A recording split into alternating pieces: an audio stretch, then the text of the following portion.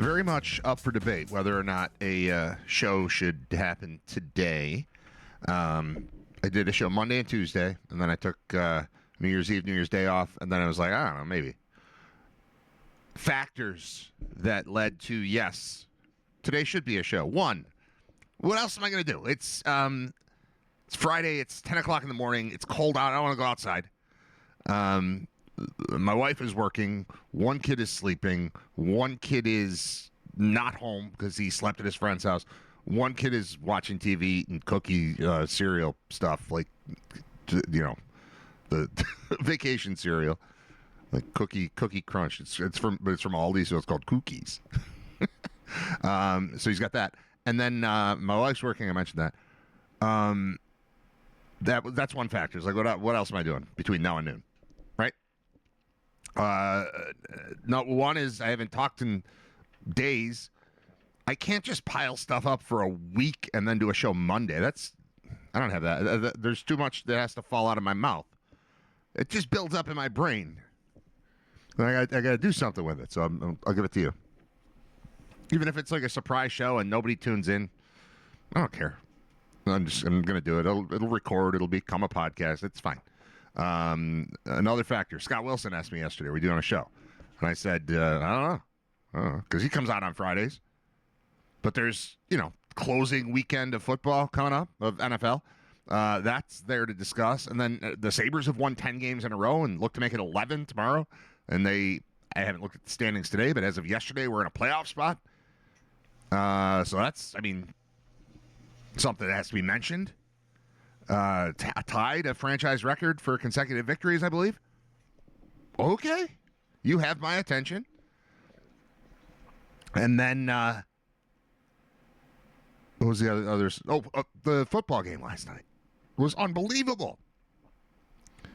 The Ole Miss Georgia game. The first two games were not great. And RIP Ohio State's season after losing to Miami the day before.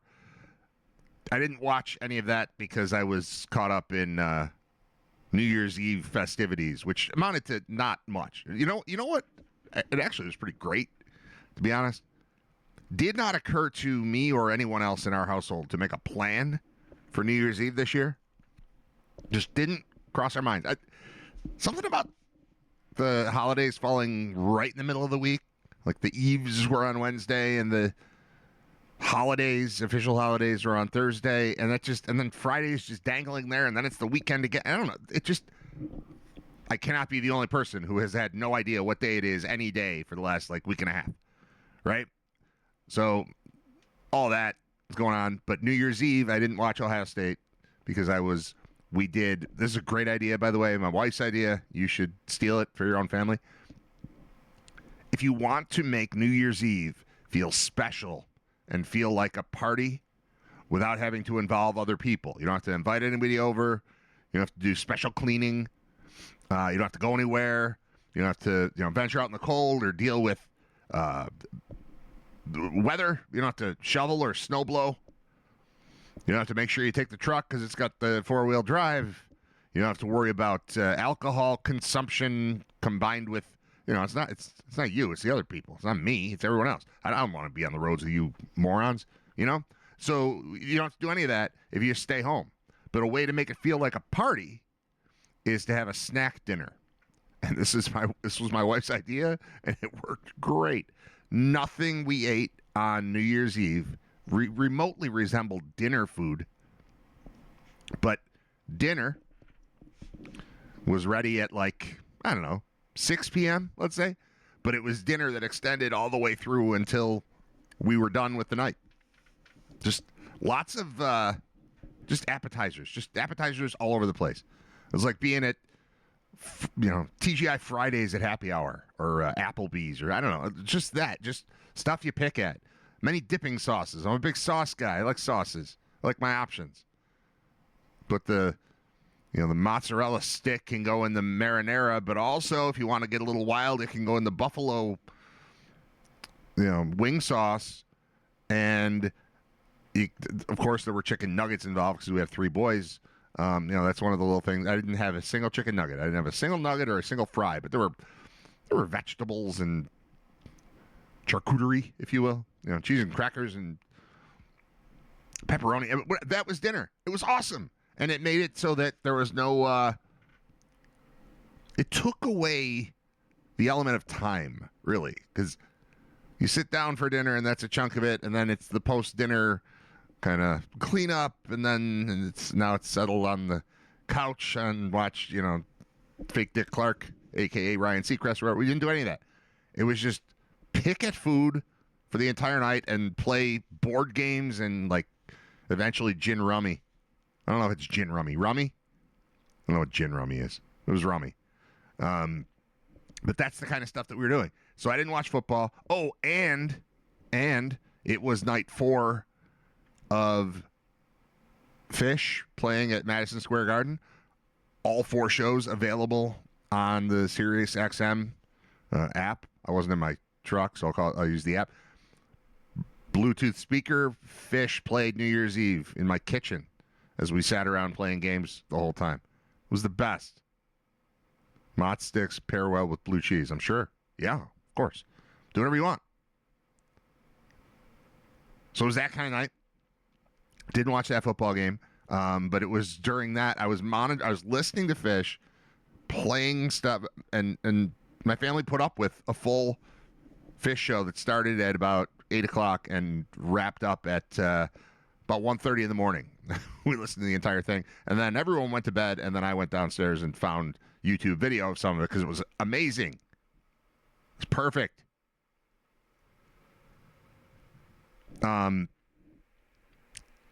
So we did that. What was my point? Oh, why I'm doing a show. Doing a show.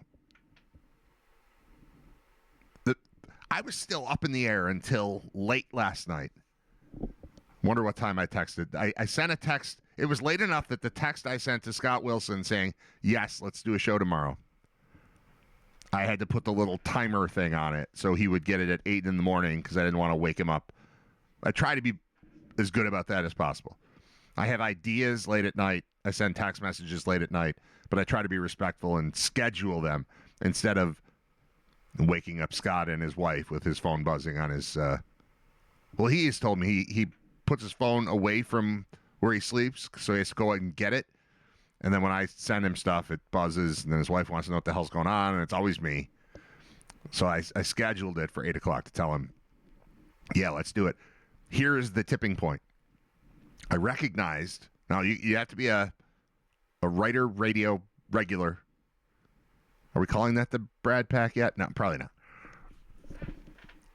I'm obsessed with the numbering of the shows, helping me to tell the story in my own head of what show number we're on. Like if it starts with a 1, sorry, I always do it that way. If it ends with a 1 or a 6, that's a Monday show. If it ends with a 5 or a 0, that's a Friday show, and I can do the math in between there. So I'm like, hey, when was John Fuller on? Well, it was Thursday, so it had to be a 4 or a 9. And that, it helps. By taking days off over the last 2 weeks because of the holidays, I messed up the numbering system. It occurred to me last night that if I do the show today, it's a 5. 5's a Friday. We're back on track. So that solved it. Even if I had nothing to say, and I've got a bunch of stuff to say, but even if I had nothing to say, just the fact that today's show is episode 235, it's a Friday, we're back on track, I'll start to know what day it is. Honestly, I blame the holidays, but I blame the skipping of shows for me not having any idea what day it is for the last week and a half. Skipping shows, the numbers are off. I don't have those notes. That typically I get up, I prepare a little bit for the show, I turn the thing on, I do the show, then I get on with my day. But I know all day, hey, I did show 231 today. Must be Monday. That has been thrown off horribly by me doing only 2 shows last week. And then I did 2 this week. I did Monday, Tuesday. I do Friday. Now we're at 5. It went over the course of 2 weeks. So now I can't measure the length of how long I've been doing the show based on just the numbers. But the numbers are back in the proper rotation, and we're sitting pretty here. So today's 235, and that helps me. And I appreciate you being here and coming along for the ride. All right, Scott will join me in half an hour already. We started a little late. Well, the music was on. The show, if you tune in and there's something there at 10 o'clock, I'm not late. If you tune in and there's nothing there at 10 o'clock, either I had technical difficulties or I screwed up and, overslept or forgot something or lost track of time. If there's something playing at 10, we're good. Honestly, the reason the show started as late as it did is that I had Spotify on shuffle, and it chose the song Invincible by Tool, which is like 11 minutes long. Right as I was thinking, I just want to play one more song and I'm done, I wasn't there to manually pick the song. So it gave you 11 minutes of Tool at 10:04 in the morning or something like that. And I still wanted to play Cream by Prince because it's in my head because that was a part of the show, the Fish show the other night, which there's a part of me that wants to spend half an hour extolling the virtues of Fish and the ridiculous world that they have created. And ridiculous is in the best possible way. I'm not going to do it because I spent enough time listening to them. They played 4 straight shows at Madison Square Garden. Didn't repeat a song.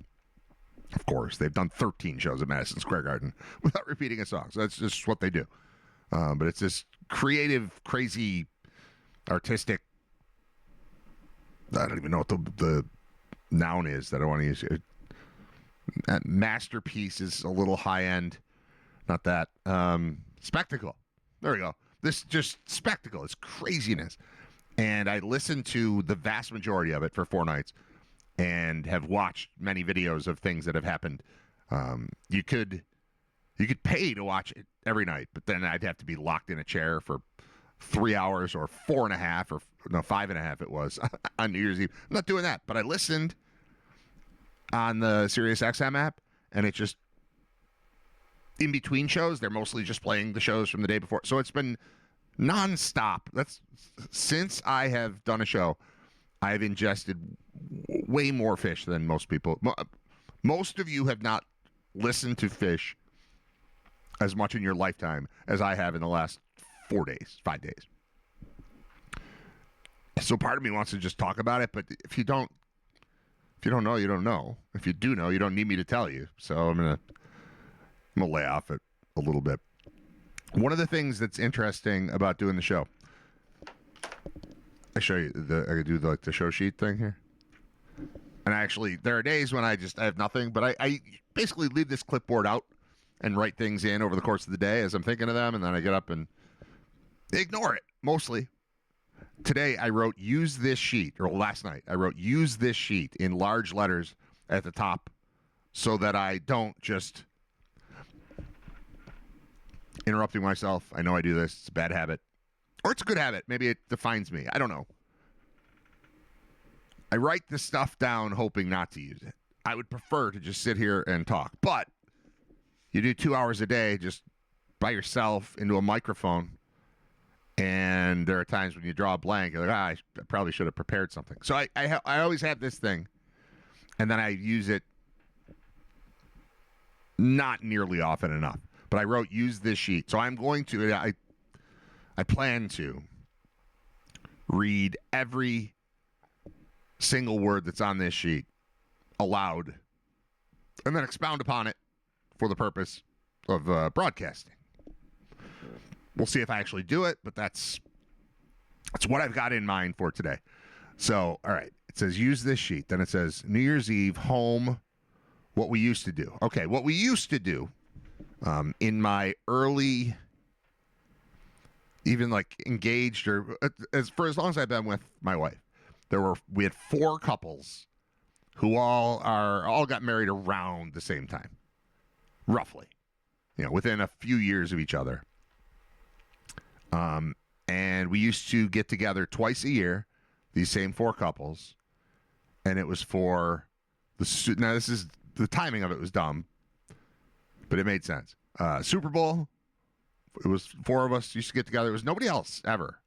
No, I apologize. One time we involved John Fuller and his wife who came to our house for New Year's Eve. But it was New Year's Eve and Super Bowl. We would get together with these same us plus 3 couples. And that basically went away when kids started showing up. So I'm talking about almost 20 years ago. We did this for 6 years. And then kids started popping up, and then it just sort of faded. But it was Super Bowl and New Year's Eve with these same people. I got a text from one of these people. I mean, I'm not afraid to say their names. They've all been on the show, I think, except Dan Cave, who's never been on the show for some reason. I know, because he's at work, and he can't just sit around like Scott has an ability to get in his car and talk to me for an hour, twice a week. John Fuller can get away for 20 minutes and talk to me. But it was us. It was Caves. They're now the Caves. They might have not had the same last name at the beginning. You get what I'm saying? We were early on. It was before we were married, and then early in marriage, before kids for everybody. Greg Bauk, and his wife, and then Josh Gregory, who's our senior music correspondent, and his wife, and we would all get together, and it just kind of went away. And I was texting with Josh on New Year's Eve, and he asked, "Hey, what are you guys up to tonight?" And I said, it did not occur to us at all to plan anything for tonight. And he said, "Yeah, me either." So we used to be good at this, but I don't know if this is just being old or if this is kids but it's like,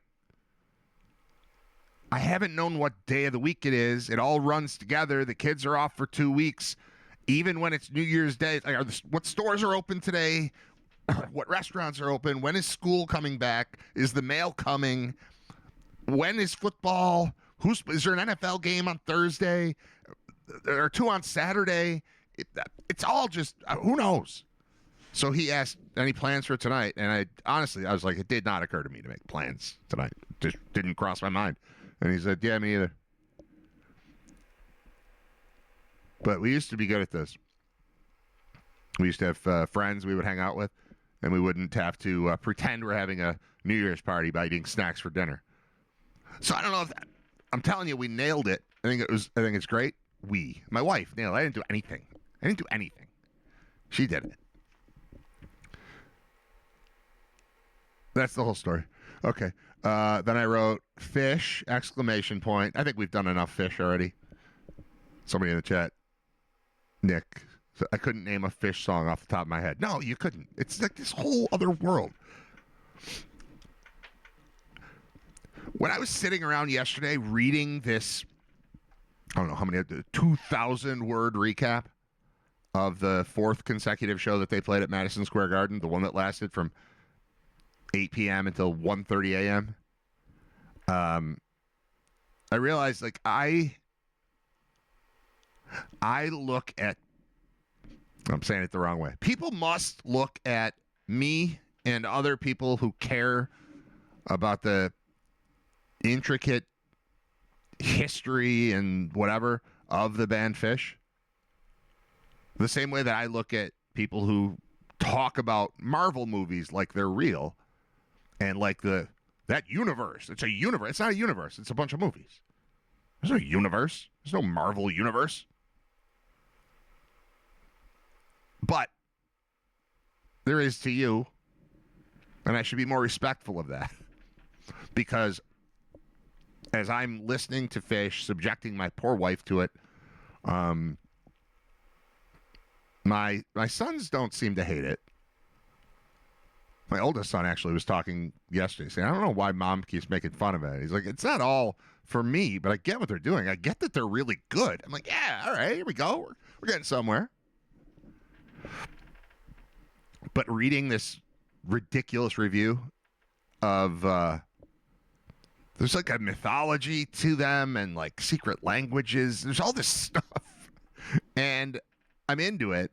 It's not that different from being into Marvel or Dungeons and Dragons or who knows, K-pop Demon Hunt. No, not that one. That's just a movie. But you know what I mean? Like you can, Stranger Things. If I hear the word Demogorgon one more time, like I'm supposed to know what it means, I don't have a finish to that sentence. But like, I don't know what that is. And I've heard that word in conversation directed at me. as if I should know what that word means, and I don't, and I won't ever.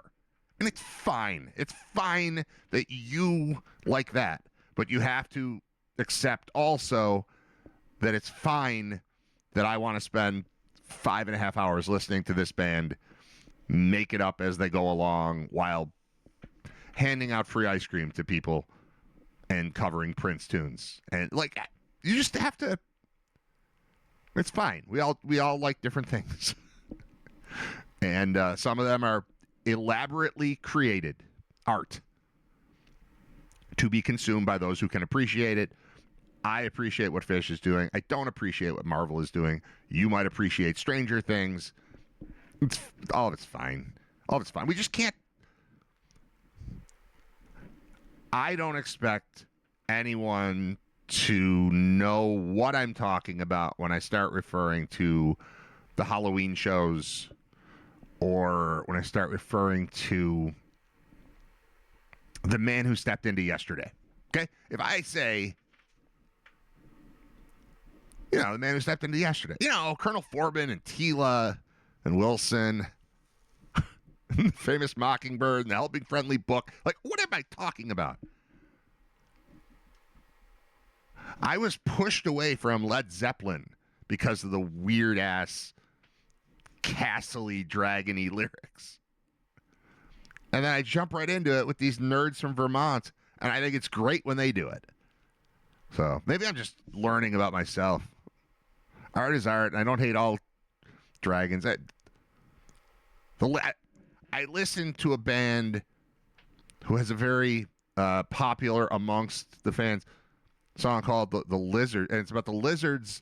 It's called The Lizards, and it's about a group of people. I don't even think they're lizards. I think they're people. They're just called the Lizards, and I have accepted that since like 1993. Come from the land of darkness, come from the land of doom, come from the land of Gamehenge. That's another Gamehenge. Land of the Big Baboon, and I'm never ever going back there, and I couldn't if I tried. Because I come from the land of lizards, and the lizards they have died. The lizards they have died. Whoa, whoa, whoa, whoa, whoa, whoa, whoa. The lizards they have died. And that's cool to me. It's tough to convince somebody that Fish is all right. But my God, they're awesome. It was so cool. I would like I hope that the full video of this 5.5 hour show that I've already listened to fully once and then partially multiple times from 2 nights ago. I hope the full video becomes available. I will sit and watch it for 5.5 hours. I'll fast forward through there were 2 intermissions. Show probably went 4.5 hours. 4 hours. Probably 4 hours over 5.5. Over the course of 5.5 is what I'm trying to say. All right. Done with that. Brain Vault. Do I want to do that right now? It's 10:43. I have an announcement, and it will be further announced much more formally over the course of the next week. But we've got a new event thing. If you're familiar with my past, you may be aware that I've hosted many live trivia events. I've also written many trivia games that are still available for purchase on Amazon.com or YouGottaKnowGames.com or probably Store716.com. There's like 40 plus of them that I either wrote or heavily contributed to. And I play trivia every Tuesday night, and I'm going to stop at this coming Tuesday. It's going to be my last time for the foreseeable future playing with my team. With your same people I've already mentioned. Cave, Fuller, Bob Gaughan is sometimes involved. My kids. We go every Tuesday and we play trivia.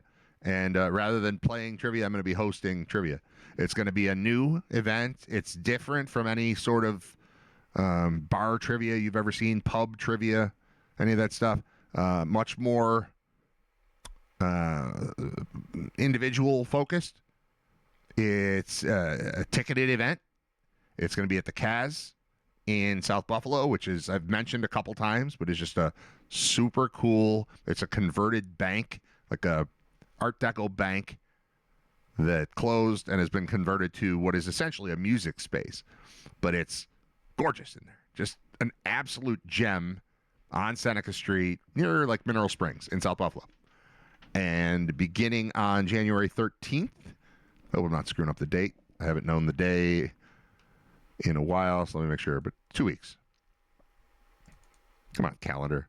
Why doesn't the calendar just open when you click the thing at the bottom? There it goes. Yep, Tuesday the 13th is the first scheduled event. I have not yet seen it posted on their website, so there's a chance it gets pushed back a week, but let's just go with the 13th, and if it's not the 13th, it's the 20th.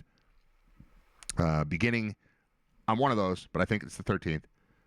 7 p.m., I believe, will be the start. It's going to run from like 7 till 9, and it's going to be my vision of what a trivia night can be.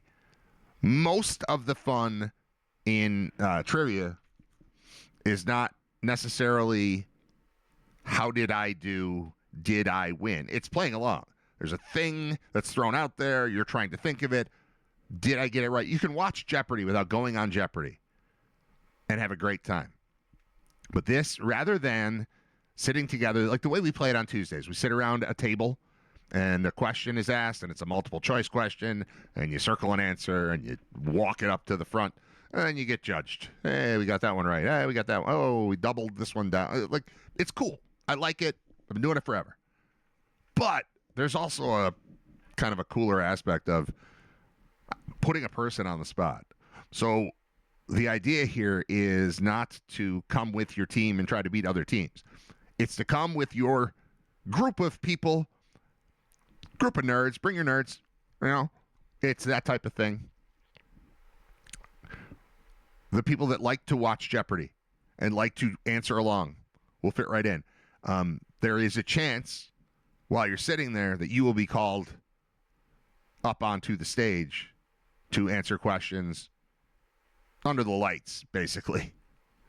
And without getting, super over the top with these are the details of how it's going to work, this is not a come out with your team and try to beat another team so you win $20 for next week or whatever.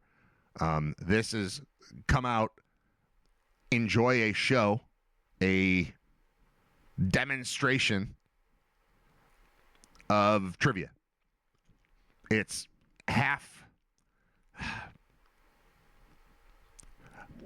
What I'm picturing is more like a late night show, like a late night TV show combined with combined with the Gong Show, combined with Kill Tony, combined with I guess I wasn't fully prepared to lay this all out. I should have written down, like, I've got it written down in places because it's in, like, proposals and stuff. But 2 weeks from now, get ready. You're gonna hear a lot about this new concept. It's called Brain Vault. Part of the name, the vault thing, is that this venue used to be a bank, and, like, literally the coat room is a bank vault. The big heavy door with the bars on it and the wheel and all the stuff. It's cool. But fully lit stage, me hosting, panel of guest hosts. I've got one that I should say I've confirmed. I could say I've confirmed. I'm not going to say his name right now, but I've got a person who is in for, I think it's like 5 of the first 6 episodes as a co-host / panelist / helper / person with whom to banter. So what you're getting is it's kind of this show, except you come out to see it in person. You can eat, you can drink. I recommend both. And then you might wind up on the stage with a microphone answering a series of trivia questions, trying to win something. Maybe being specific and vague enough at the exact same time. All this is happening in a couple weeks. Brain Vault, Tuesday, January 13th is the first one. The plan is every week. And I'm looking forward to that. If you have interest in it, reach out to me, and I can give you some more details. If you have interest in, I should say this more often, interest in being a sponsor / advertiser in conjunction with that event, that weekly event at the Cas, let me know. And that also applies to the show that is a live stream and also a podcast and is growing constantly. We're at 245 episodes and branching out into new things. So I don't view this as a completely separate gig. I'm going to just keep doing what I do, which is hosting a show, reminding you to pay attention to the other things that are happening, and this will be one of the other things that's going to happen. So, there's a part of me that thinks, oh, the show might start coming to you from there instead of my house, or some episodes might come from there, or Brain Vault might become a part of this show, or this show will be obviously a part of that. It's all, this is how my brain works. So this is what I'm up to. All right, reading the words. Oh, panelists too. So I said, reach out if you're interested in, being a sponsor of this or that, of Brain Vault, of Riter Radio. Additionally, I keep referencing Kill Tony, but Kill Tony is a stand-up comedy sort of, it's almost like a variety hour. There's a band behind him. We don't have a band yet. But they bring people on stage that are strangers. That's an open mic night. So a comedian comes up and they do 1 minute of comedy, and then the people who are already on the stage have a conversation with them. Kind of going for that vibe with myself and one regular kind of co-hosty panelist, and then other people jumping in. And I'm picturing, media personalities. I'm picturing comics, and also just friends of mine. A lot of my friends do fall into those two categories.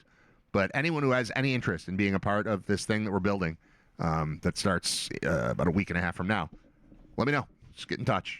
You can find me. bradwriter@gmail.com is the easiest. I've got this Google Voice number that I just never even look at. People text it. People call it. I never remember. There aren't enough messages coming into it to make it like a recurring part of the show. So it's every couple weeks. I'm like, oh, and I look and I've got this text and this voicemail, and they're from a week and a half ago and no longer relevant. And I just, but there is a number for that. So we start using that more. I'll start using it more. It can become a part of the routine. We could do that. We really could. It's 716-288-5246. 716-288-5246. It scrolls across the bottom of the screen constantly. It just doesn't happen to be on the screen right now.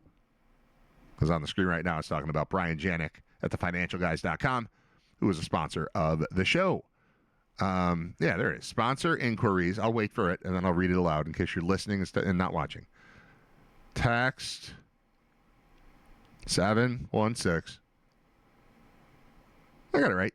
716-288-5246. Those are the numbers. All right. Oh, man, I didn't get to this.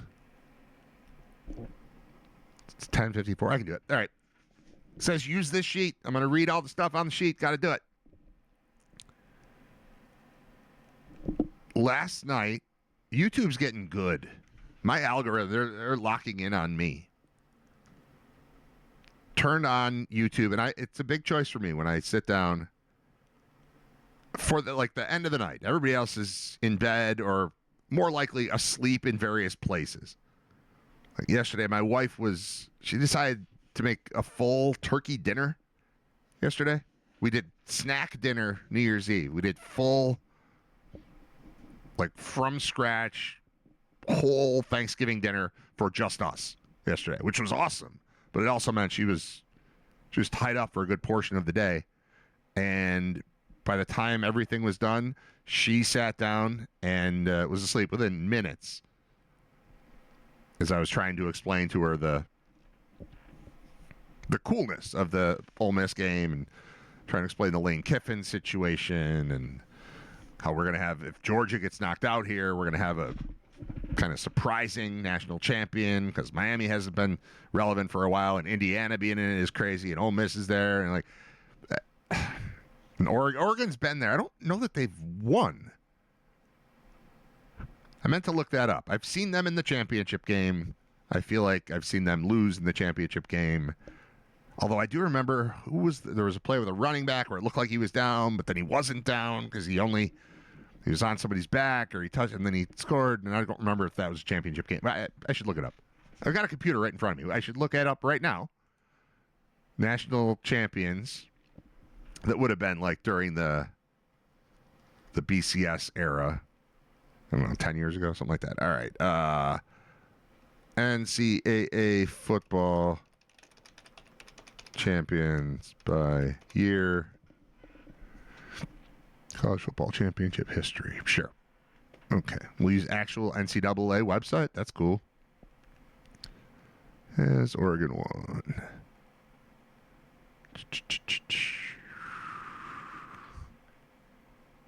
No. Ever? Control F. Does that word even appear on this screen? No. Okay. So you're either getting Oregon, Indiana, Ole Miss, or Miami. And it's been a while since Miami was relevant like this. Anyway, they were avenging the 2002 championship game, really, by beating Ohio State the other day. So I was trying to explain that to her, and I didn't get very deep, and she was just asleep. One of my sons sleeping in his friend's house. One of my sons is just, upstairs playing guitar or drums or something. And then the little guy was asleep on the couch with Stranger Things or something playing with his face buried in the cushion. And that's when I go, okay, I'm going downstairs because that's where the good TV is. That's where the projector is. That's where the surround sound is. That's where all my stuff is down here. So I came down here and I turned on the TV, and it's a big choice between do I want YouTube or YouTube TV? And, it might be Netflix. It might be Prime if I have a goal in mind, but I didn't. I was just like, let's see what's on YouTube. And the first thing it recommended to me was a special called The Year in Alternative Rock 1992. Originally broadcast November 9th, 1992. And what a reminder of how crazy that year was. I watched that whole thing. It was the TV show 120 Minutes, it used to air on Sunday nights, maybe at 11, maybe at 1. I feel like it went 11 to 1. It was like Headbangers Ball, but, with Robert Smith instead of Dave Mustaine, essentially. It was like a Cure-based show.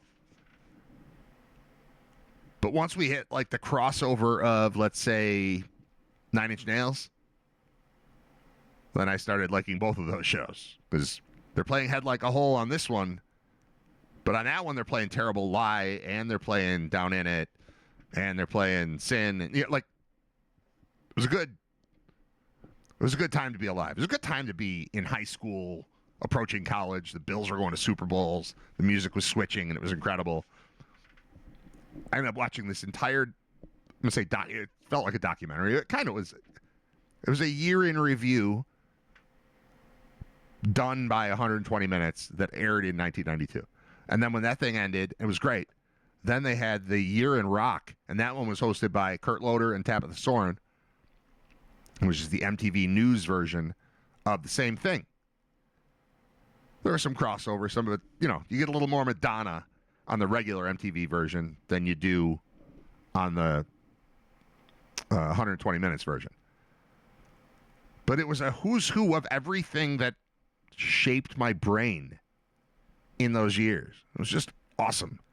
And honestly, for all the retro stuff, for all the documentaries that exist, how has there not yet been, at least to my knowledge, a documentary showing how MTV shaped our lives for people my age? If you're a lot younger, you don't have any idea what MTV represented. I mean, you know the M is music and you know what TV means. But the way that the entire culture was, to me anyway, defined by what happened on MTV in the early 90s, I don't think it could be. In watching these documentaries, and a little of it was self-serving, self-congratulatory, but they pretty much, MTV was taking credit for Bill Clinton being elected in 92. Like, I even heard the words, after 12 years of Republican reign. MTV assisted, Rock the Vote, and there was another one that was affiliated with that I kind of lumped together. But what music we heard, the festivals that were happening, the overall, the culture for teenagers, and I would imagine early 20s-ish people,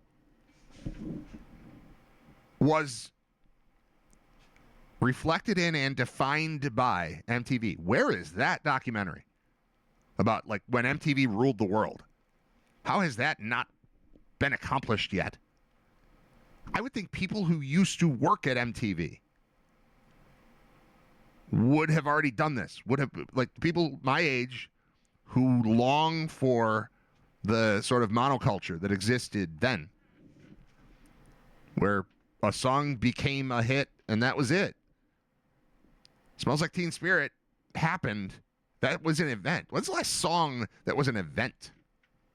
Maybe that one. Songs were events because everything went through the filter of MTV. And I don't know if that's good or bad, if this is just nostalgia, but I mean, it was an important shaper of minds. And now it's a network that has that ridiculousness show on it all the time. And that's all it is. It's crazy to me that went away. I felt like it would be forever. It was so important, so definitive, and gone. So I watched the 120 minutes special, which, by the way, when you take the commercials out, that show's not 120 minutes at all. And then I watched the Year in Rock. That one aired first on December 7th, 92. But essentially watched like an hour and a half times, whatever, probably 2.5 hours of just, hey, here's what happened in music this year. And I, if not for the need to sleep, I could have done that forever. I could have left that on forever. They had an in memoriam segment. They only said goodbye to like 4 or 5 people. After watching, there was a CNN in memoriam that was fantastic from New Year's Eve. And I'm sure Scott and I will address this when he comes on in a few minutes. But after seeing this thing, it was like 4 or 4.5 minutes long. And it just, like, oh my God, I forgot about him and her. And then it was I imagine every year is a rough year if you just end it by looking at a list of dead people. Like, oh, that sucks. But MTV did not care about most things. They told me that in 1992, the following people died. First one they mentioned, Sam Kinison, Mary Wells, Robert Reed, that's Mike Brady, and Benny Hill. Like, all right, see it. Goodbye, Benny Hill and Sam Kinison. See you in 93. It felt almost flippant. Like, just very dismissive. Like, this year was fine. That's Mike Brady, Benny Hill. We're good. Kinison. Contrasting that with the list that I saw on CNN and that Scott saw too. I wasn't watching CNN. He sent me the link and I went through it and I was like, we should power rank these people. I was like, no, we shouldn't. And then I did. So coming up, I've got my top 5 deaths from 2025, and we'll see if Scott has his. All right. I've read all the words that are on the page. The next 2 words on my page are Scott and Wilson. So that means we play music, and then we're joined by both Scott and Wilson, who happen to be one person. And we continue in just a few. Should I say random? No, I'll pick something.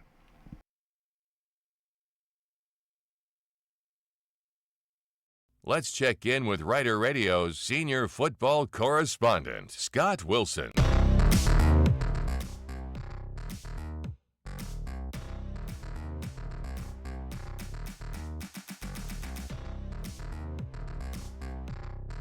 By request, a little Queensryche going out to Scott Wilson. Scott Wilson hates Queensryche. He thinks they're stupid. I didn't mean for a 7-minute Queensryche song to play right before Scott came on. It just worked out that way. What's up, man?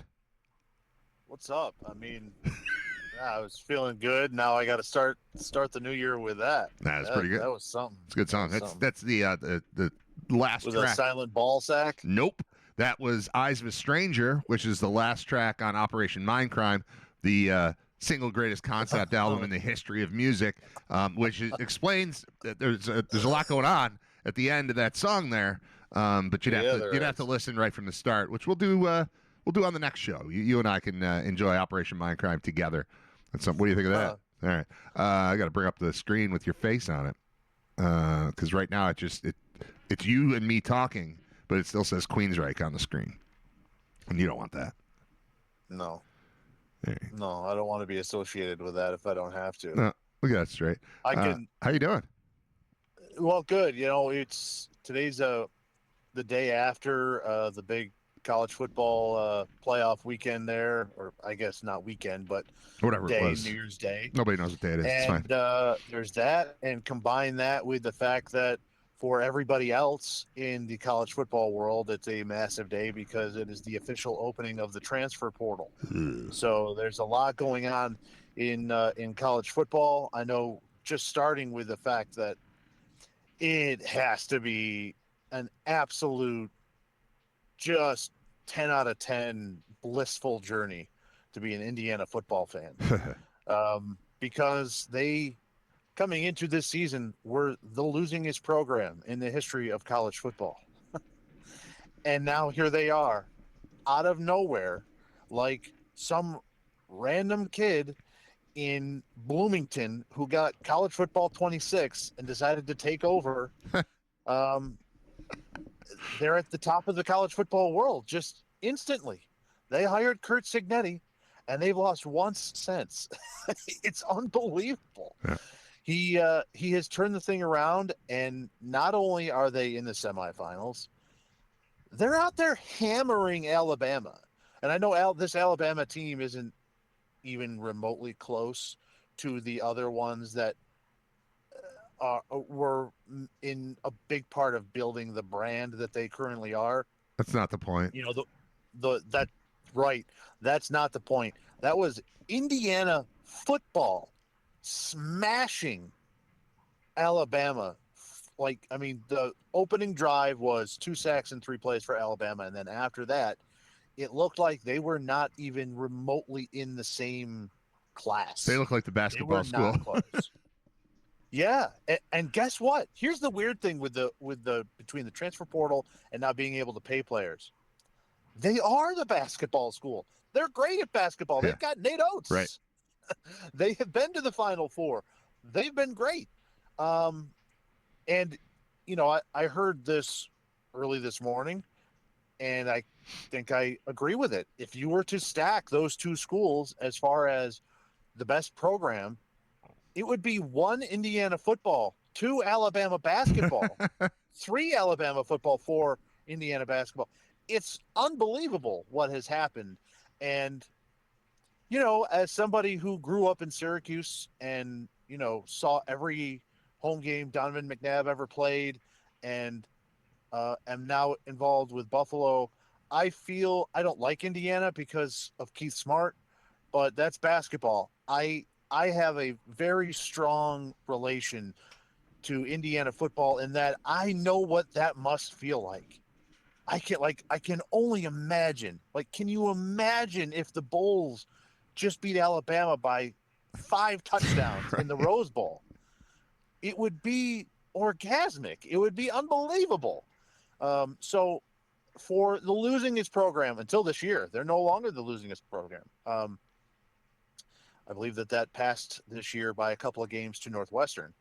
But Indiana was the worst of the worst. And now here they are at the very top, and it's an exhilarating run.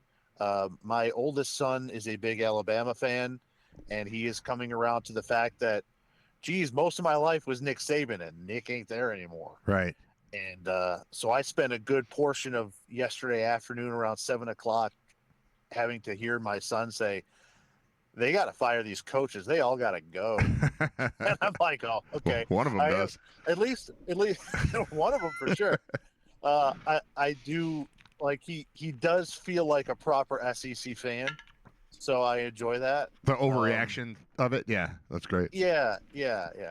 But he went on a long diatribe about they've lost 4 games 2 straight years in a row. They got to go. Yeah. They got to clean house. They've all got to go. I'm like, well, all right. Nick Saban's not walking through that door is the problem. Yeah. Right? Well, he keeps saying, I don't know, and Nick, they should just pay Nick double whatever he wants. They should just bring him back. I'm like, I don't think he wants to. That That's the TV problem. gig seems pretty good. Yeah. And honestly, I think it looks like he kind of likes it. It does. He's And I think grown it's into it. surprising him how much he likes it. Yeah, and he's been good on it too. Like I like all of it. I've got a story open on my screen where it's Nick Saban thinks he can fix college football, but nobody will listen to him. And I'm interested in going through that at some point, maybe while you're here. It's not just what they did to Alabama. What did they do the last time they were on the field? Took out the defending champ, who is no longer in the picture after getting beat by Miami the other day. Everything is upside down, and I think it's awesome. I mean, I think you look at any of the 4 that wins the title at this point has a fantastic story. Indiana's is the best, but Miami winning, Oregon winning, Ole Miss winning, especially with the Kiffin stuff that went on, that's a fantastic story. How great was that game last night? That was unbelievable. I sat through. I'm sure you did too. All 3 of those games with varying levels of interest. I was kind of in and out, but it was on TV the entire time. But I sat in the chair, start to finish, for that game last night. That was great right from the start, and just continued. It was just body blow after body blow. People were getting annihilated. I can't believe how fast Georgia is, and they're out. But, I mean, that's the thing that stood out. Of all the teams that I watched this weekend, the speed of Georgia, it looks like a different sport that they're playing. They didn't win, but, man, last night's game was absolutely incredible. Yeah, there are good stories. The bluest of the blue bloods left is Miami, and they haven't been relevant in the national title picture in 22 years. Yep. So, I mean, and that's not like they've been swimming around and just couldn't. They have been off the radar, just completely off the radar. We're talking about, like, not that long ago they lost in a bowl game to Louisiana Tech. Yeah, like they've been gone. They had a 2-year And stretch now where all it of a kind of sudden- felt like, hey, maybe they're coming back, and then that faded, and now here they are. Yeah, and now you got Michael Irvin all coked up on the sideline, taking his belt off. He's a mess. He's a mess, and now Ray Lewis is there. He joined him this weekend, so I mean, someone's dying for sure. Between the 2 of them, it might be one of Might them, be, right? Yeah. but it might be one of you, and that's part of the danger. So yeah, this Oregon finally being able to reach the top would be a massive story. Indiana obviously would be, like you said, the best story. Ole Miss losing their coach, and as the biggest FU to their coach, just going out there and winning a championship with a coach that will have, if they win the championship, will have coached 4 games in his career. By the way, Lane Kiffin today cashing a $500,000 bonus check from LSU for Ole Miss making the semifinals. Really? Yeah, that's a good deal. That's a top chain deal that his agent worked out for sure. Is his agent the one Miami- doing the Chiefs to Kansas contract too? I mean, that's like Maybe. that's crazy. And then you get Miami, who is making their bid to return to relevance. I like that it's Ole Miss. I was looking forward to the fact that we could have had Carson Beck against his old team in Georgia in the semis, which would have been fun. But I think that this is a much more fun matchup on the field. I think that this is probably going to be I think Georgia would have smashed Miami. And I don't think Ole Miss can do that. So I think that's going to be a much closer game, and it's going to be fun. These last games here are going to be very fun because I know Oregon and Miami aren't, but they're new kids on the block. This isn't the Blue Bloods. This is why, and this is the biggest argument for the tournament is, how many times did Ole Miss or Oregon or some of these teams finish with the same record as the Blue Bloods, but get left out of the top four? And now there's space to let some of these other teams in. And we're seeing that, hey, when you get them on the field, these other teams can win too. So it's been a really exciting weekend. And for the devastation that Alabama has wreaked for the past 17 years over college football, to see them get demolished, it feels in a way the same way I felt after a game when I saw Josh Allen in the playoffs do that to Bill Belichick and the Patriots. Mm-hmm. It felt like saying, that is over. They may be good again, but whatever that was is over. And I thought Kirk Herbstreit nailed it in the third quarter when he said, it looks like Alabama is just here. It looks like they're just there. There's no fire. There's no one trying to do anything. They're just playing. And that's not like an Alabama team. There was just no intensity. And they're right. They were physically getting dominated. That's the first time an Alabama team has trailed by 35 points since 1998. That routinely will happen to no matter how good of an organization you have. Every now and then you're going to run into somebody who's having the best day of their lives and you're having the worst, and that'll happen. And it was a historic beatdown by Indiana, and Indiana breaks the trend, which is the other thing I'm coming away from this round of playoffs in college football from. In 2 years of the 12-team format, teams getting the bye are now 1-7. And that is not a blip. That's an eye-popping stat that needs to be addressed. College football as a whole, this is one of those things where you wish that, I wish that they would just let me be in charge so that I could fix, because this seems like an easy fix, and I just don't think that they're ever going to fix it. And it's not an advantage to have a month off. It's an advantage to have a week off and one less round of games, but it is not an advantage to have 26 days off and wait while your opponent gets to play in the middle against a good team.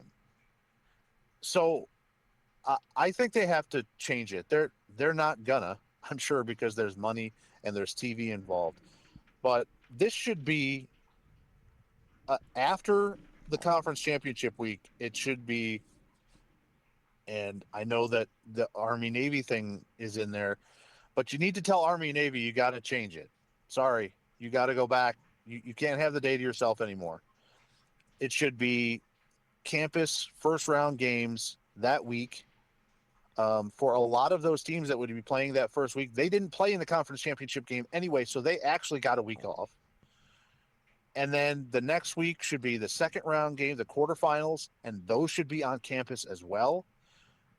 If you're getting the bye, why am I not getting the home revenue? Why am I not getting home field advantage? Why is Indiana?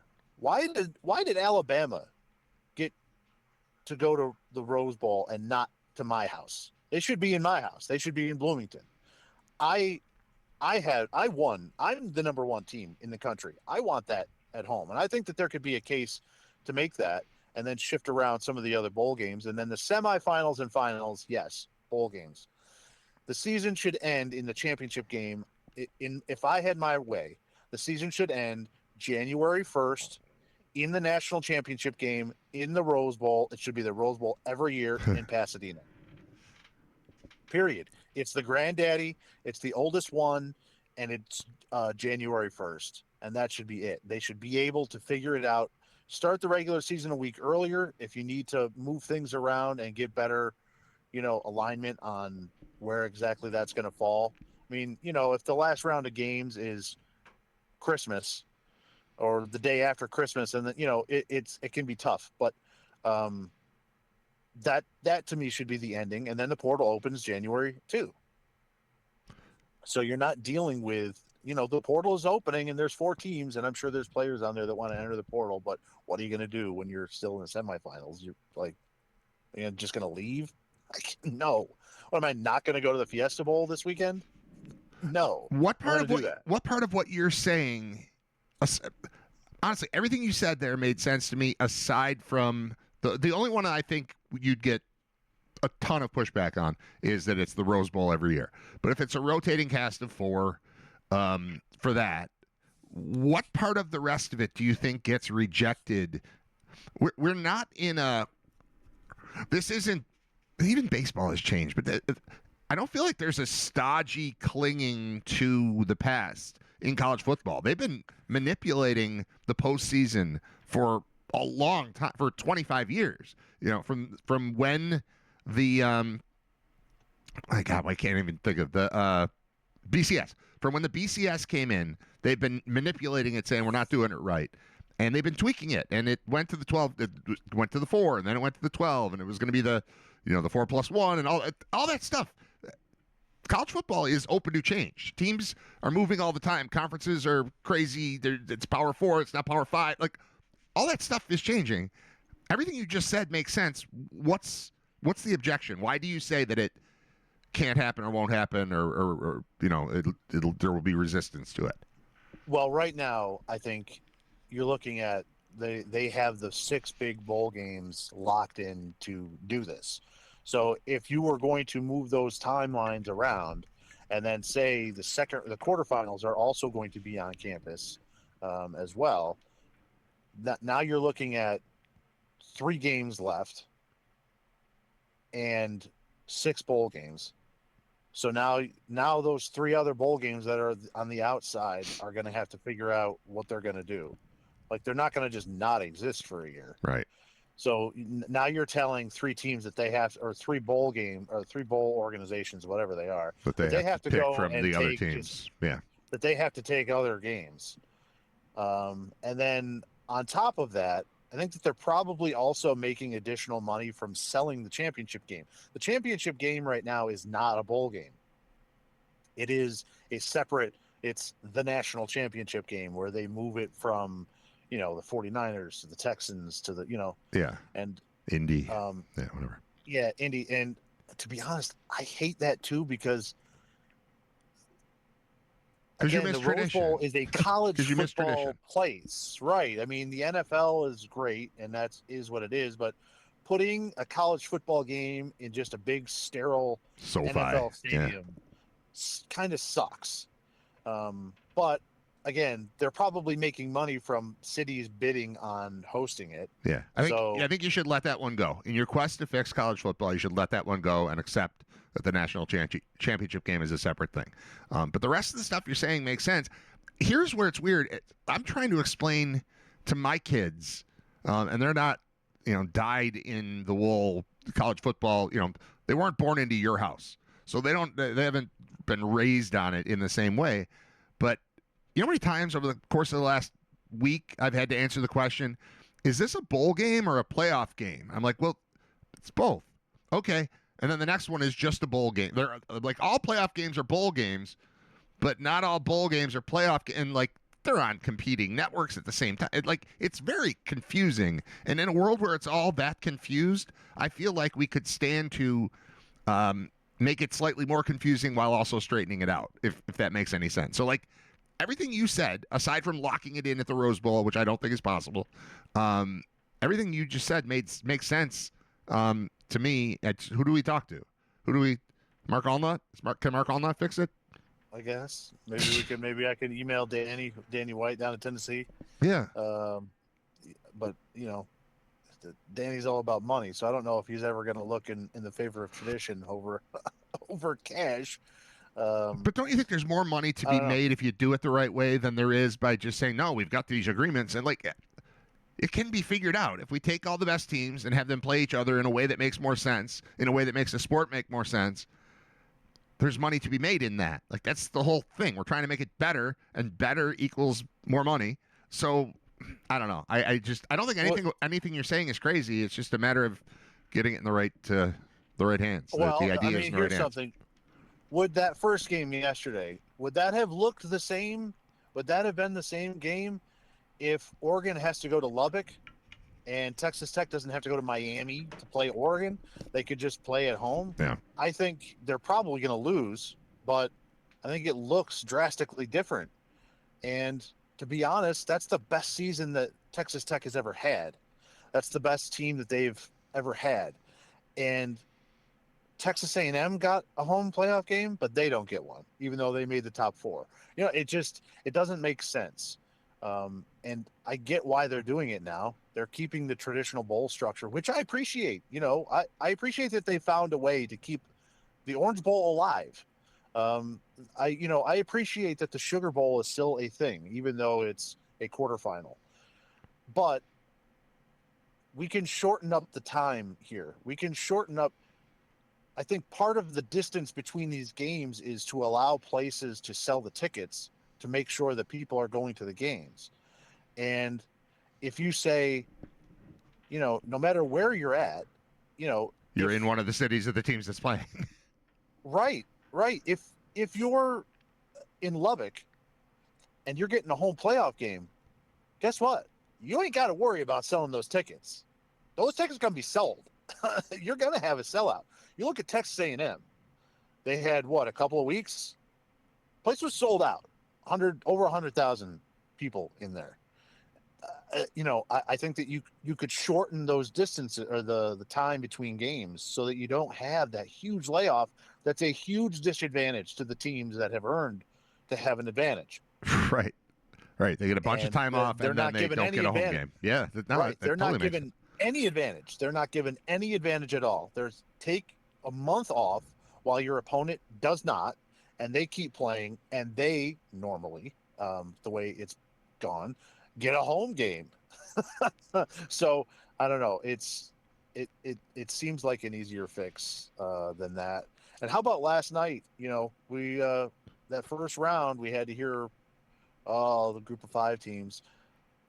Geez, the quarterback from Ferris State that plays for Ole Miss now seemed to look pretty good, but lower divisions stink. But all the best players seem to come from us rather than there. Do you need a nice rounded out 16-team tournament to make the stuff you're saying possible, or are you cool with just the bye? Because if Indiana gets whoever the 4th team out would have been at home 2 weeks after the Big Ten championship game, I think that works out fine, right? Like you're instead of a bye, you get 16, 15, 14, and 13. And now it's rounded out. We don't have to worry about buys. That goes away there. You get extra games. That might help with the bowl part of it too. I don't know. Just working through ideas. I agree with you. I'm fine with that. I don't even know that I believe it. It seems like if you squared out the math. I just know from like being a kid. Let me say this. I like drawing up tournaments for Stratomatic baseball, and I would never have a 12 team tournament. Doesn't make sense. 8 does, 16 does, 12 does not. I'm only in favor of 16 or more if we're starting to if all the champions are in. You know what I mean? Yeah. Like, yeah. I don't need, like, there was a great graphic that somebody put together, and I'm on Twitter. I'm involved because we played Minnesota. I get Minnesota people tweeting sometimes, and they had a spreadsheet that pointed out that over the last, I don't know what it was, 6-7 years, that the record of LSU and Minnesota is identical, and nearly identical in every metric, except for weeks ranked in the top 25. And it was like Minnesota was ranked for like 12 and LSU for 50. And it's like, why? They're the same team. They've been the same team over this time.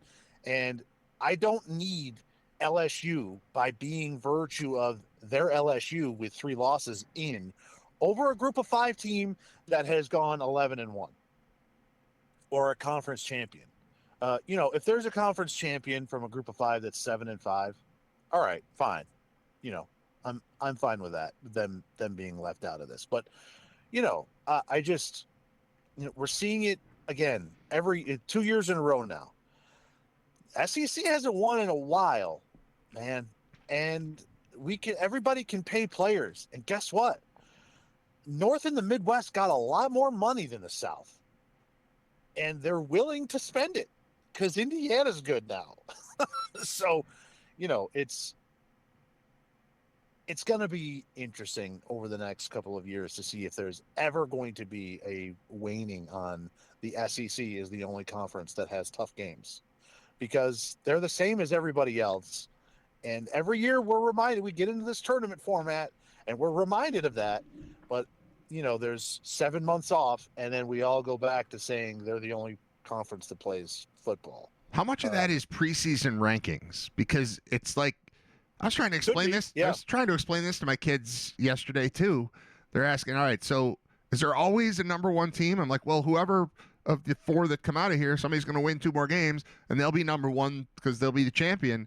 Like, yeah, but what happens when they start the season? Does that automatically make them number 1? I'm like, well, no, it's based on recruiting and media and like, how do you explain that to a kid? Like, but then that does happen, and then any win or loss is a quality win or loss based in part on the rankings that were just made up that are kind of based on last year, but everybody's got 40 people in the portal, and so it's not really the same team, and you don't know what's going on with coaching, and you don't know who's getting what from whom and who can afford it. Just preseason rankings kind of skew. They make you look at the beginning of the season much differently, and like, I can't think of a perfect example of it, but you beat a team that's a top 10 team, and it turns out they lose 4 games. It's like, well, how big a win was that anyway?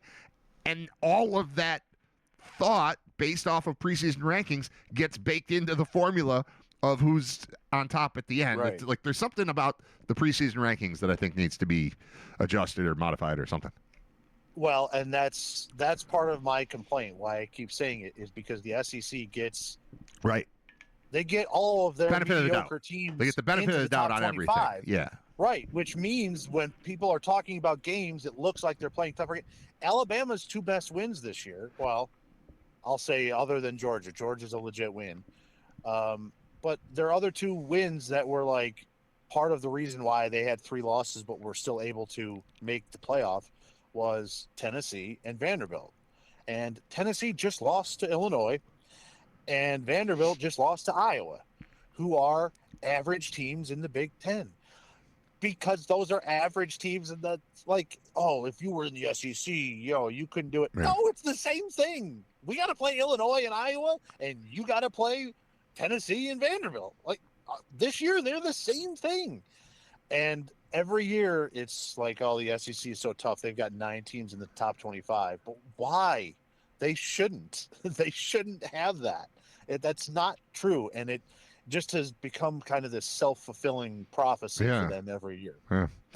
All right. What else? What else are we gonna do here? That's I got a bunch of stuff. Let me rip through some quick things. Okay. Because it's a big weekend in the NFL as well. We can go as long as you. NFL. Just so you know, we can go as long as you'd like today.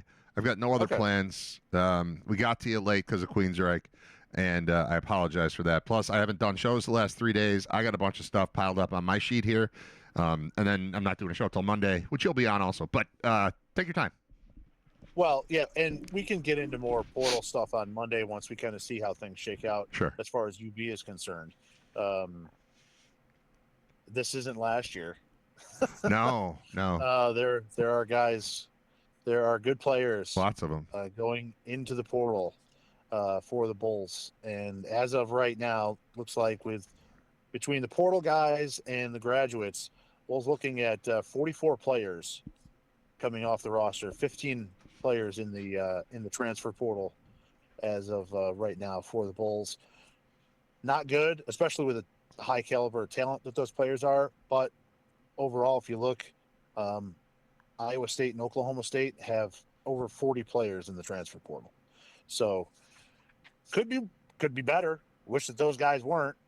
Could be way worse. Well, they're all available too. You're looking right. You're looking at like Oklahoma State and Iowa State. They've got like 30 kids on the roster right now. So, and new coaches.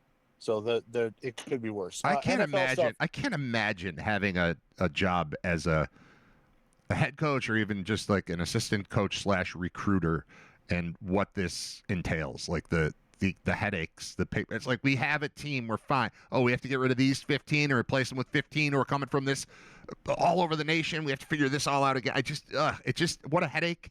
I'd rather just keep my players rather than recruiting over and over every year for the same kids. It sucks, but here we are. Yeah, I mean, included in that is an offensive lineman from Oklahoma State that's in the portal that announced he's taking an official visit to Oklahoma State. So it's a wild world. Like, he's been there, and he's scheduled himself an official visit to the place where, like, he lives right now. It's like later today when I get off work, I'm scheduling an official visit to my house. Yeah. No, I live there. All right, NFL. Hold on, though. No, I want to explore this. So scheduling an official visit to the place you already were is just a really formal way of saying pay me more or pay me at all, right? I mean, that's what that is. It's like, no, I asked for money to stay. You didn't give it to me. All right, I'm out. But I'll take a meeting with you because I'd like to stay. But now that I'm out, maybe you're inclined to find NIL money for me. You know, that's all that is, right? Yeah, it's renegotiation, and it's happening all over. Syracuse is a wide receiver, Jonte Cook, who has been very vocal about the fact that he wants to stay, and Syracuse is not going to pay him more money, and he wants more money than what he was making. So he's in the portal, and there's a lot of that. Syracuse lost a slot wide receiver to Penn State last year just because of that. So, you know, that's, you know, there's contract renegotiation now. Yep. But it's every year with no real rules in college football. Yeah. At least in the NFL, there's some sort of boundaries. And there isn't in college football. Right now. All right, NFL. Go ahead. Sorry. NFL, big weekend. Kind of surprised that the NFL decided to put their two biggest, most meaningful games on Saturday. But they did. That's going to be interesting to see. I mean, technically, somebody has to come out of the NFC South, right?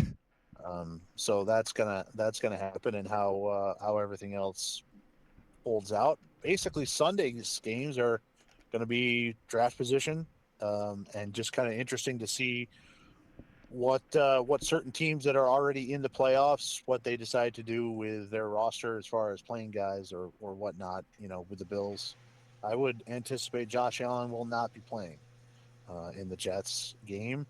If he does, I would anticipate him playing early, and just for the sentimental value of him playing in the final game at Highmark. So, you know, it's going to be interesting to see how a lot of those, because the Bills are, you know, there's a lot of similar teams this year. There's not a whole lot of jockeying that's left to be done in the playoffs this year, which it's kind of unusual. I mean, there's a couple of spots up for grabs, but there's not really any type of thing where they're either going to be 2 or 6, second or 7th. So, looking over in the playoffs right now, the Bills would be lined up against the Patriots, I believe. Yep. That would be great, Perfect. Considering half their roster is getting arrested this week. And I saw this stat that was interesting. Wins over teams with a 500 or better mark. Patriots have Giants have 2. Patriots beat the Bills, right? Patriots beat the Bills once earlier this season. So I appreciate what Drake May has done. I appreciate what the Patriots as a whole have done. Still a whole lot of questions for me around that. And that to me is the best matchup for the Bills. Yep. I know it's always tough going to Foxborough, but I mean, you could end up with some type of crazy weather or something, but Sure, yeah. I, You could I get that still in feel pretty Pittsburgh good too. about. Yeah, no, I love that matchup. I love, you know what? If they can take out, if Drake May in year 2 can take out Josh Allen in the first round of the playoffs, I'll just nod and respect that and say, all right, we'll get you next time, because Josh is going to be here for a while. I think May's going to be there for a while. There's a major part of me that thinks the Bills can expose, not that he's untalented or not that his future won't be great, but you got to wait, man. You got to wait in line a little bit here before you jump ahead of a guy who's been there for 8 years and has been this quality quarterback for 6. Like, okay, I get it. You get the division. That's cool. You get a home game, so you can have sad fans see the game in person. I think there's a lot to be said for going up there and just kind of reminding them and reminding him that they're in the early phases here. You don't just get to resume it like the Alabama thing you were talking about there. They got to figure something out before they can pretend that that's still Nick Saban. They got to figure out a bunch of stuff before they can pretend that they have Tom Brady again. They don't have Tom Brady again yet. Not saying he couldn't be that, but he ain't that. And Josh Allen is that. So let's see you do it in the playoffs. I shared with you my frustration a couple of days ago about the Giants winning. Oh yeah. And then how they've done that, like this is their thing now, where like the last 5 years they win in week 17 or 18 and completely screw themselves out of Drake May, all these players that they could have had. And I came across some similar feelings from Falcons fans and down in Atlanta. Where'd you find a Falcons fan? Yeah, right. I've never met one. There are still some. Okay. How about this stat? Over the last decade, the Falcons, just regular playing, 53-78. The Falcons' record when they are mathematically eliminated from the playoffs is 12-4. That sucks. I mean, they are great as soon as they're out. Like, as soon as they're out of it, they are winning 75% of their games. It's incredible. That's crazy. How frustrating that must be. Because mine is just they suck anyway. Like, I'm with the Giants, I've just been debating the level of suck. Like, I'd like them to suck just one more game. For the Falcons, they suck, and then they're really good. That's horrible. Yeah. And you don't know what the deal is. That's worse. That's definitely worse. And how about the rumors are starting to get out there, and we're starting to see the Schefters and such of the world starting to push out what we talked about, which is the Jets coaching position. You can be bad, but you can't be embarrassing. And starting to hear a lot more of like, hey, this might be one and done. This isn't looking like it's supposed to. And I came across more stats that you will enjoy about Jets misery. Okay. Are you interested? I am. I real quick want to connect it to like the Jared Mayo thing. Like, right. It was one and done, and it was we tried it, and we've got a history with you, and we think you've been a good leader for the team, and this is embarrassing, and you got to go. And they turn it around completely by bringing in an actual coach, and that might be the situation with Glenn too. Okay, go ahead. I want the misery. Teams, since 1970. AFC East championships. New England has 22. Miami has 13. Buffalo has 12. The New York Jets have 2. What makes it worse is that the Colts have 6, and they haven't been in the division since 98. Since 2001. Okay, is it that? All right, 2001. All right. Yeah. You are 4 behind a team that has not been there for a quarter of a century. That's terrible. That sucks. 98 is when they drafted Manning. That's why I had that number in my head. But yeah, the realignment happened in 01 when was that when the Texans came in? Probably, yeah. Wow, that sucks. They have not made the playoffs since 2010. But check out some of these numbers from just this season. Did you know that the Jets defense has 0 interceptions? Yes, I did know that. It's great. They have 4 turnovers as a defense. What does that mean? Oh, takeaways. Okay, yeah, like fumble recoveries. Okay. I thought you were going to tell me not only have they not intercepted anyone, their defense has been intercepted. Like, that doesn't make sense, Scott. But okay, I got you. That'd be awesome. They have no 400-yard receivers. Ooh. They have no quarterbacks that have thrown for 10 touchdowns. I thought you were just going to stop after they have no quarterbacks, because that's true too. They have no quarterbacks that have thrown for 10 touchdowns for the 5th time in 6 years. My God. Yeah. What's Garrett Wilson doing? Can I have Garrett Wilson then? They are the first team since 1972 to lose by 23 points or more in 4 consecutive games. And that's been December. And that's where we come back to you can lose with this roster. You cannot get embarrassed. And all of those stats are highly embarrassing. And that's why he could be on the hot seat. I mean, they're terrible. They're awful. There's no redeeming quality to what they're doing. That doesn't feel like they're building anything. It just feels like, the only thing they're building is a roster or a big bucket full of future draft picks. But we see what they do with their draft picks. If you trust with who you're going to give them over to. Is that going to be Aaron Glenn? I don't know. The whole thing feels embarrassing, and he could be in real trouble. And that organization as a whole, I mean, those are 5 out of 6 years to not even have a quarterback that reaches 10 touchdown passes. That's something. 10 touchdowns, like in Buffalo or in Cincinnati or in wherever, even New England at this point. 10 touchdowns is kind of the goal for the first 3 weeks out of a quarterback, and they play 17 games in 18 weeks.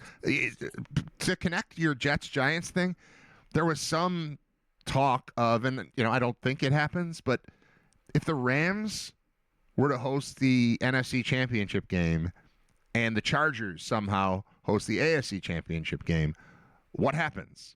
And I had a conversation with a couple people about this the other day, and then we looked through, and they actually did come up with a contingency plan for New York several years ago. But it made me realize how, if the Jets and Giants both hosted, so it's got to be back to 2010 or something.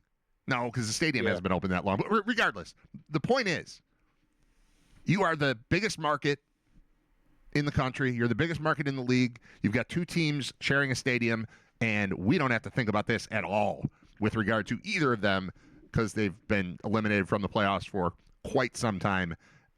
There's just, what a mess. I can't imagine, like New York sports writers and fans, they've got a reputation, maybe not quite like Philly, but kind of, for being, negative. And but like what? It reminds me of people used to say we were too negative at GR, but my argument was that the Bills hadn't made the playoffs since we became a station. So, like, what did you think we were going to say? Did you think we were going to rave about the Giron era? Like, what did you think? Now, and you're in New York, and the league headquarters is there, and you've got this massive stadium that hosts 2 teams, and none of it matters at all to what else is going on in the league. It's just 2 irrelevant franchises in the biggest market where the league headquarters is just crazy. So I'm with you on the Aaron Glenn thing. Like, you can't just dwell in embarrassment. You can dwell in mediocrity. You can't dwell in embarrassment and expect the world to just keep turning. Something's got to happen there. Right. You bring back a former DB and you get no picks. I didn't even think of that connection. That's gross. I mean, I forgot about that one. Yeah. That's pretty bad. That shit's embarrassing. Should we move on to our power rankings? I don't know. Have you talked about this today? I mentioned it right before. Okay. Yeah, I mentioned it right before. I was watching a 1992 Year in Rock thing from MTV last night, and they had an in memoriam, which led me to actually go back to the CNN one from the other night and give you my my power rankings of the deaths. There were so many. It was a good piece too. They did a really good job, like integrating the music and all that stuff. But the one I saw on MTV in 1992, we lost Sam Kinison, Robert Reed, who is Mike Brady, and Benny Hill, and that was it. Like that was their. They had like 5 names on there, and 3 of them were those. But this other one, how do you want to do it? Because you sent me a link to the CNN in memoriam that aired on New Year's Eve, and you said it's really good. And then you suggested we power rank it, and I said good idea. But then it took until me seeing the other one to go, oh wait, I should actually do that instead of just going through the whole list. So I've got mine counting down from 5 to 1, and this is like the 5 that I believe it's partially like impact on the world, but it's partially like personal to me, the ones that mattered the most. Is that how did you rank yours? Well, and I like can I tell you, I like that I have a friend that I can text that will not only will not question me, but will encourage me when I text a phrase, power rank deaths. And that's you. Where I can text you and say, hey, would you like to power rank these deaths? And you go, that sounds of course great. Of course I would like to do yes. that. Yeah. Yes, I would like to do that. So yeah, I mean I followed the same thing. I took that long. That's like a 5-minute piece. So and you're right, it was good. I had 12 and then narrowed it to my top 5. Okay. You want to count yours back from 5 to 1, and then I'll count mine back. And if any of the ones on your list are also on mine, then I will let you know. Okay, yeah, we'll go 5 to 1, and then we'll reveal my 5. But we'll probably have some of the coming same. in at number 5. Okay, that's disrespectful.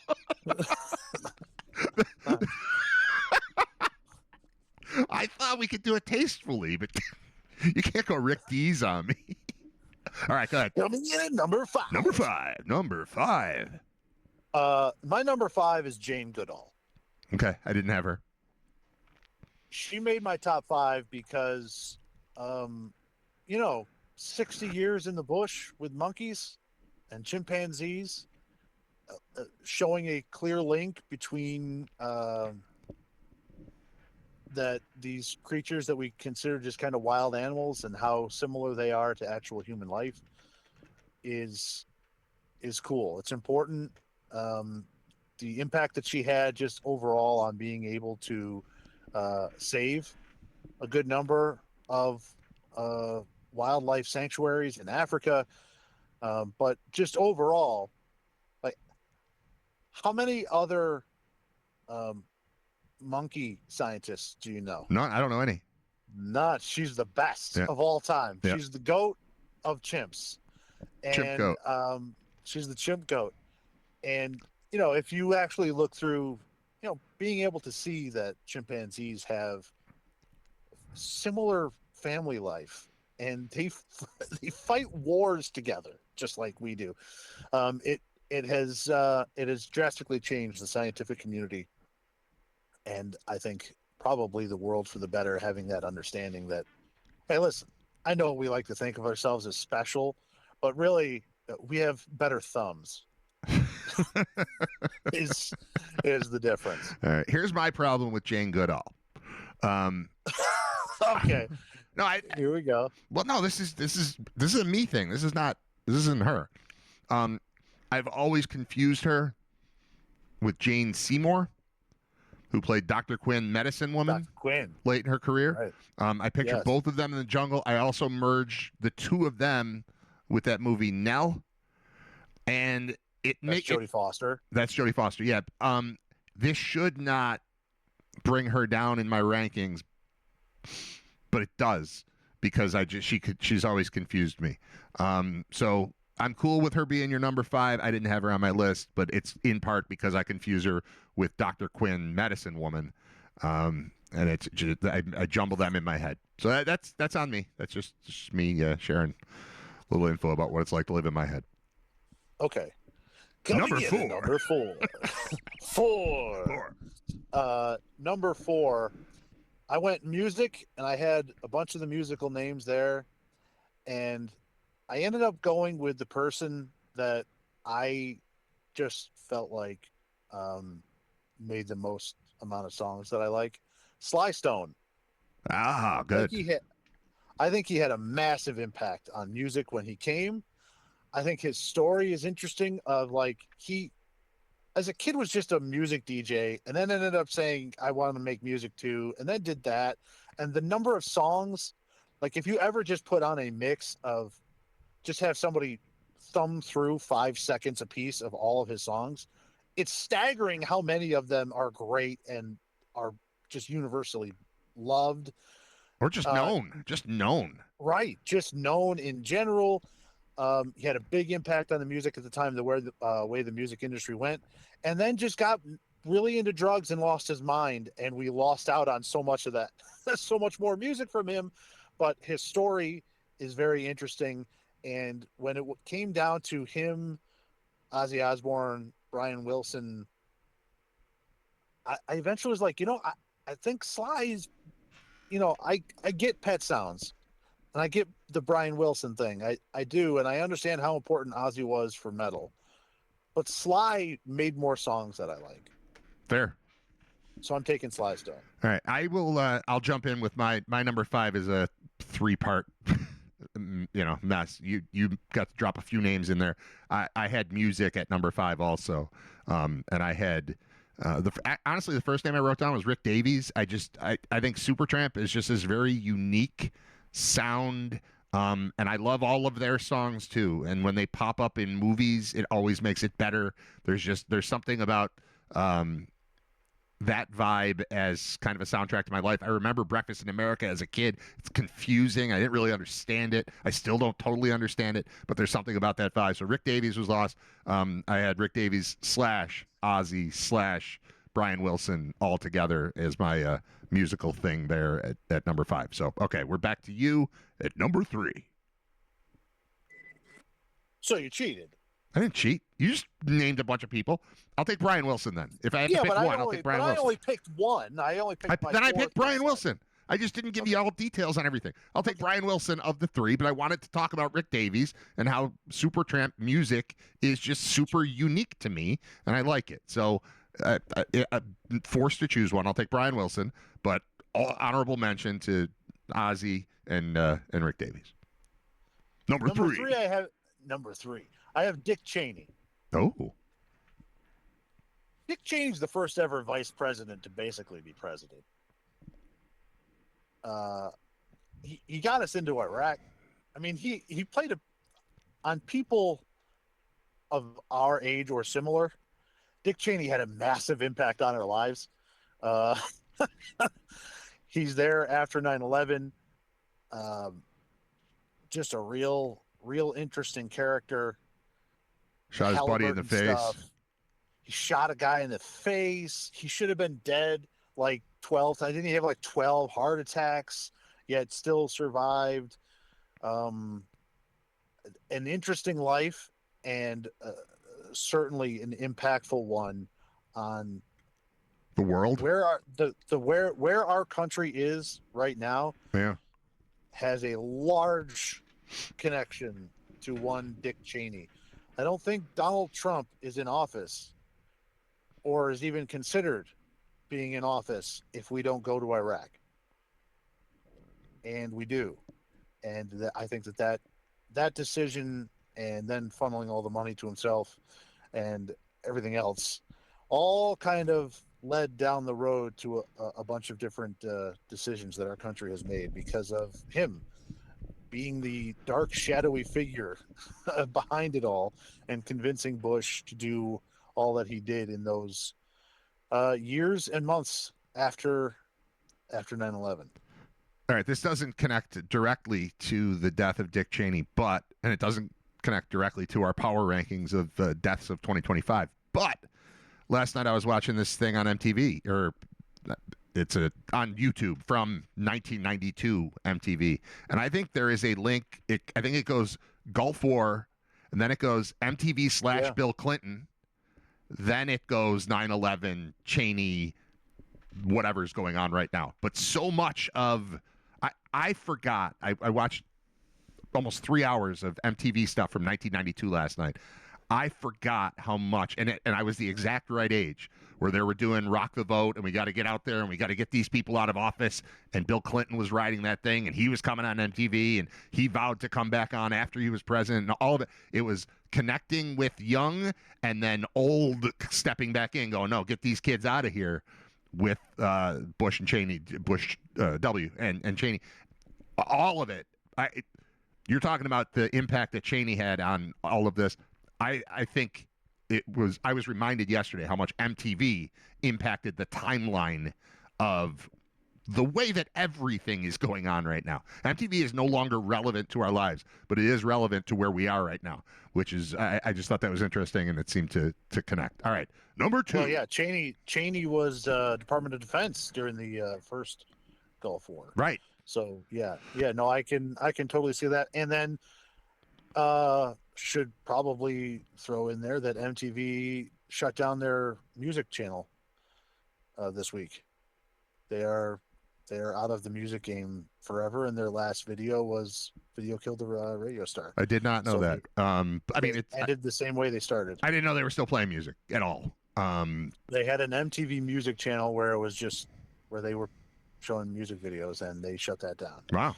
So all right. Anyway, number 2. Number 2. I have Gene Hackman. Gene Hackman played in a number of great movies. I like Gene Hackman.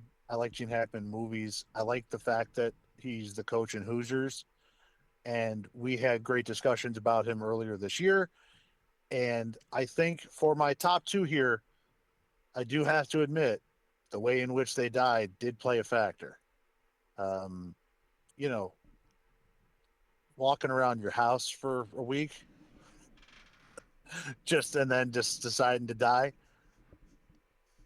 To me, that's notable. Yep. And that plays a factor into it too, to build a little bit of an aura for him. So I went with Gene Hackman too, the head coach of the Hickory young men, winning the Indiana State Championship. Championship game. I have a feeling that we have 1 and 2 flip-flopped because I had Hackman 1. And I'm not going to reveal my 2 because I'm pretty sure I know what you're about to say with 2. But I've got other people to kick in here after we conclude with yours. Okay. Hackman, the thing about Hackman is that if he's in the movie, it is instantly credible. So it could be a comedy, and he's just kind of hanging out off on the side, and he just pops in. You're like, oh well, this is a real movie because this guy's in it.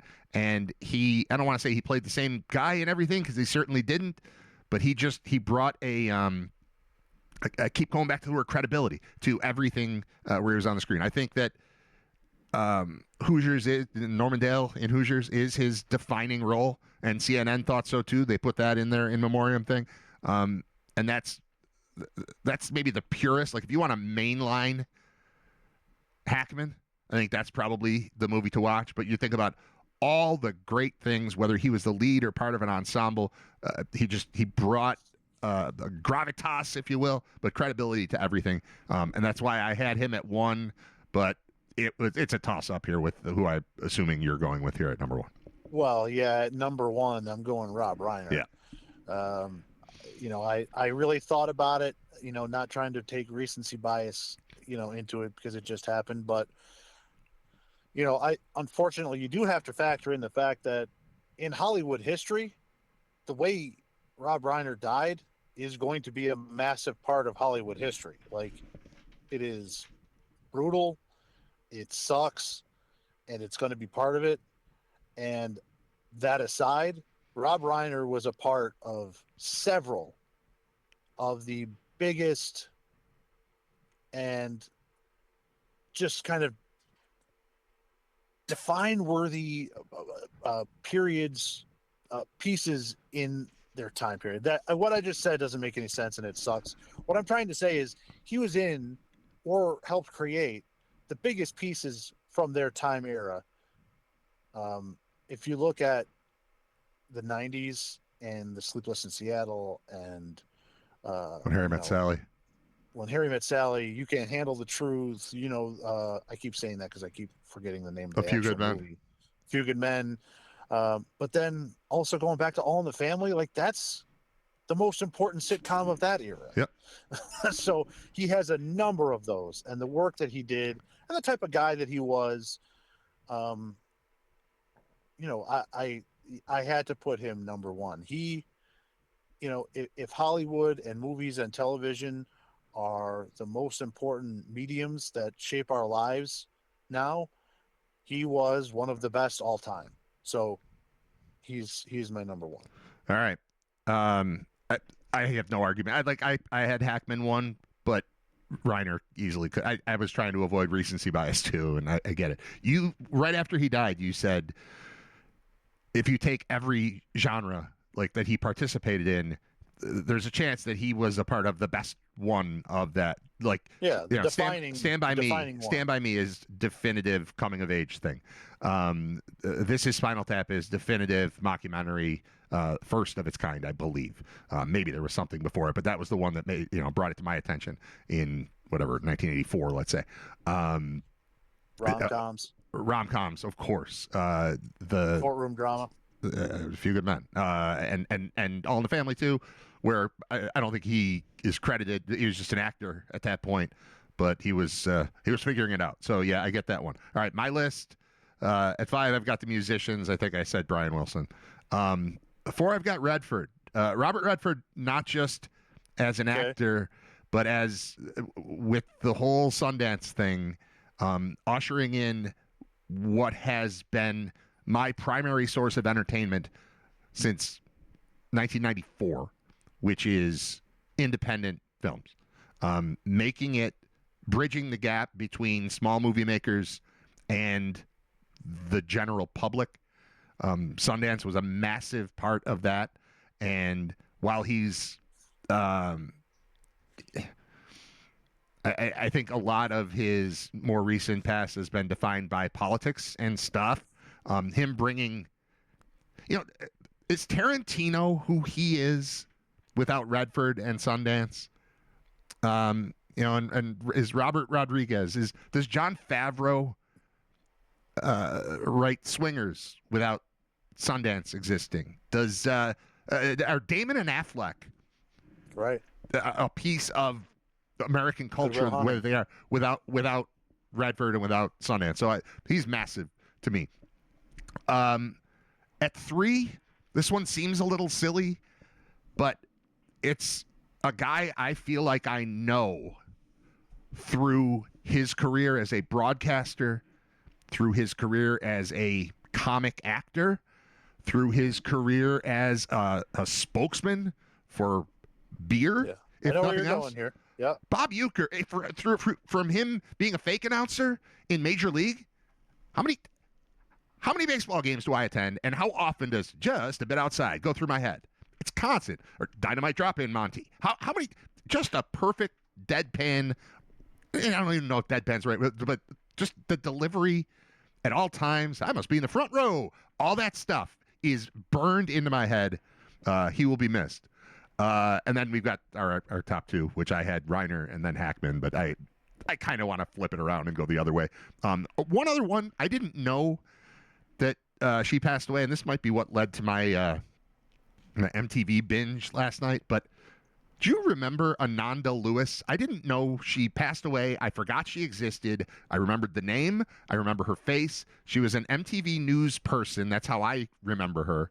But apparently for the last 20 plus years, she's been doing other broadcasting stuff. Diagnosed with breast cancer like 6 years ago, passed away this year. But I always just liked her. First of all, she's like this gorgeous woman about my age, telling me news on MTV in formative years. So she's burned into my head.